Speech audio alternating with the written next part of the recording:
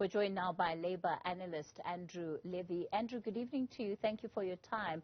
When we look at the complaint that is voiced by some of these workers, same category of workers we're talking about here, but very different salaries that they're being paid. How do we begin to make sense of that? You know, Kathy, I think this is rather a complex one, so let me try and explain it as best as I can. The dispute, as I understand it, putting aside the rhetoric of the unions and maybe the responses of the company, is actually a recognition dispute. The union, NUMSA, is saying that the contractors' staff are their members, the majority. They want to bargain wages with the contractors. This is not Impala Platts, with the contractors who are working in the Impala Platts shafts.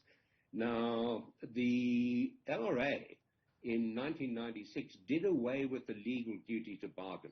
So any employer that does not want to negotiate with the union does not have to, but the matter then goes to strike, and the stronger party will win.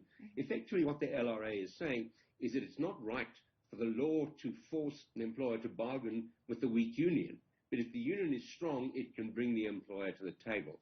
That's what this is all about. Now, I have no doubt that the union is correct when it says there is a wage differential between the employers of Impala Platinum and the employees who are employed by the mining contractors. Now, whether they're labour-brokered employees or not is really debatable. My guess is they're probably, I don't want to suggest hiding behind the law or twisting the law, but I would think that what they're saying is, we, the employer, have a contract with Impala, and these are our employees. We're not trying to pass them off as Impala employees. Now, if they were trying to do that, the Labour Relations Act comes to their aid, because that says that you cannot have people working side by side with the same employer, one lot from a labour broker, the other lot from the employer, with differential salaries. There is an equal pay provision.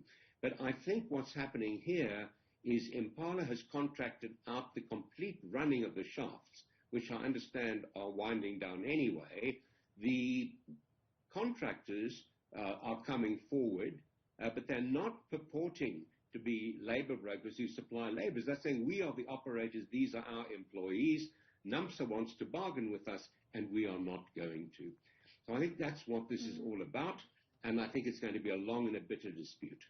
So, Andrew, are you saying that then, given the fact that we're talking about two very different employers, yes, ultimately Impala may be the one contracting these three companies that are now at the center of this dispute, but ultimately Impala as an organization is not in a position to be making any decisions about what these workers want, because effectively these are not their employees.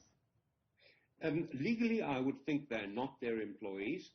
But, you know, once again, if employers can turn around to suppliers and say, we want you to be BEE compliant, or we won't do business with you, ultimately Impala would be in a position to put the same pressure on them, which is why, of course, the union are going to try and put pressure on Impala.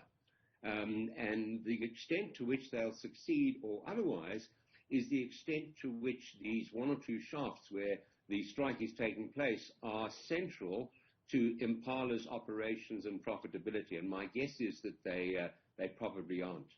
So I think if not, sure, please carry on. Go ahead, Andrew. I was going to say, I think either way, whatever way you look at it, it's going to be a very difficult strike, potentially a very long strike. But I would also not be surprised if the parties, could be NUMSA, could be the employers, although that is unlikely, maybe the government, try and put it into what is called advisory arbitration. Now, that is non-binding arbitration. You may say, well, what's the point of having arbitration if it's not binding?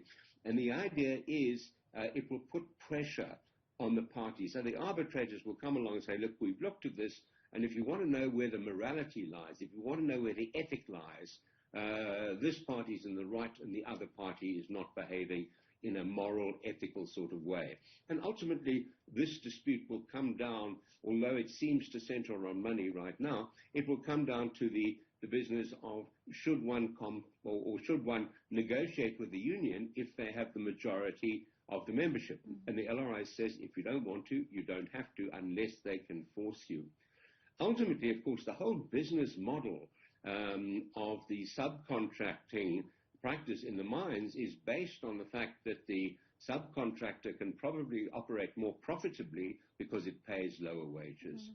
Now, whether or not it meets the same safety standards and the lives and the well-being of the miners are as well looked after, I cannot possibly say, but it would be an interesting question. I would think it's looked at pretty carefully. But, I think that it looks as if it's a fairly intractable dispute. But the one thing about these recognition disputes, if I'm right in classifying it, there is no conciliated solution where both parties concede. You can't recognize the union halfway, and you can't only negotiate halfway. So one side's going to win, and the other side is going to lose. And that may take a long time, and it may cost a lot of lives. Andrew, let's talk very quickly then about this issue of the Labour Court ruling that seems to have told, in particular, Reagetswe and Triple M, these are two of the companies involved here, to conduct verifications. This is to effectively confirm the kind of numbers and representation that NUMSA has amongst its workers. Do you think that that would change the position of these individuals or of this union if they did that? Yes, I do, one way or the other. Let's assume for a moment that there's an overwhelming majority for NUMSA. It puts tremendous pressure on the employers. It also means that public opinion will probably sway against them, and certainly other unions will stand in support, whatever that may mean. On the other hand, if they lose resoundingly, then the employer is completely justified. So I think it's a wise move of the Labour Court, and what the Labour Court is saying is let's find the reality. The union's saying one thing, probably the employer saying another. Well, let's go and test it, and let's see. So I think that is a step forward, and if there is a resounding result one way or the other, it is going to help to bring an end. It may not be the end that either party wants, but it may bring an end, and that's a good thing for the country, for the industry, and ultimately for the people who are earning wages, albeit wages that are lower than other operators possibly. Labour analyst Andrew Levy, let me thank you for your time and your insights tonight.